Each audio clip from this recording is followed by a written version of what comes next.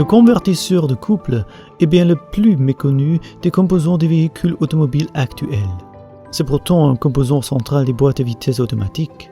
Cette animation montre la structure et la fonction du convertisseur de couple.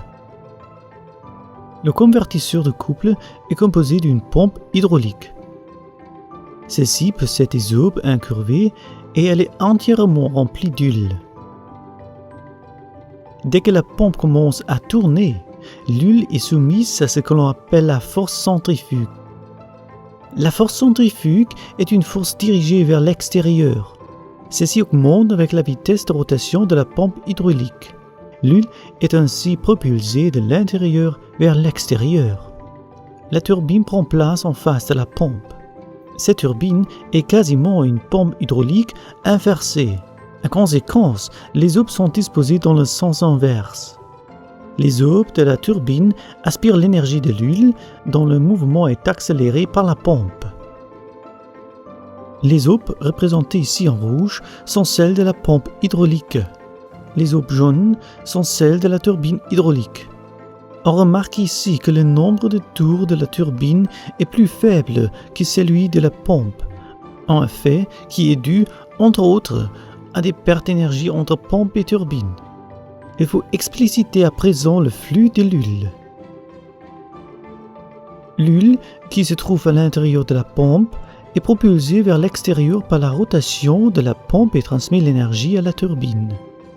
Les aubes de la turbine sont disposées de façon à ce que l'huile soit transportée vers l'intérieur, où elle est dirigée de nouveau vers l'intérieur de la pompe, et le cycle se répète ainsi. Avec ces deux pièces, il ne s'agit pour l'instant que d'un accouplement hydraulique, ne permettant pas la conversion du couple. Un stator, également appelé réacteur, est nécessaire pour convertir le couple. Le stator prend place entre la pompe et la turbine. L'huile, en provenance de la turbine, fait pression sur les aubes du réacteur qui sont incurvées à 90 degrés. Un bouchon se forme alors, entraînant une augmentation du couple.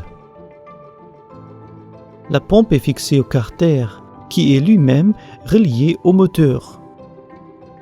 Ainsi, le moteur transmet l'énergie au carter, puis le carter à la pompe. À l'intérieur, il y a en outre un embrayage dont la fonction sera expliquée plus loin, et un arbre qui relie la turbine à la boîte de vitesse, et donc aux roues du véhicule.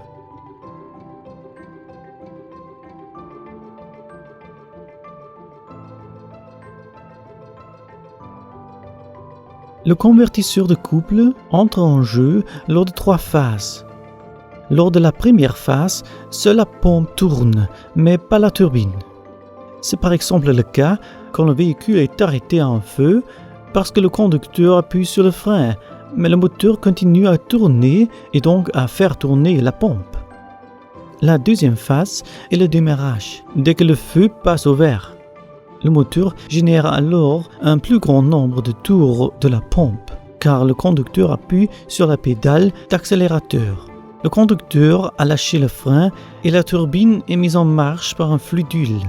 La turbine tourne bien plus lentement que la pompe à cause de pertes, mais aussi car le réacteur provoque un bouchon intentionnel du flux d'huile, qui réduit le nombre de tours de la turbine mais augmente le couple au niveau de la turbine. Une augmentation du couple est fondamentale lors du démarrage. La troisième phase correspond à la conduite à une vitesse élevée. Le nombre de tours et le couple sont maintenant presque les mêmes pour la pompe et pour la turbine. Le réacteur tourne lui aussi. Afin d'atteindre un haut degré d'efficacité, l'embrayage entre à présent en jeu. Celui-ci relie la pompe et la turbine l'une à l'autre afin qu'elles fonctionnent comme un seul bloc et que la transmission de l'énergie ne se fasse plus par le flux d'huile.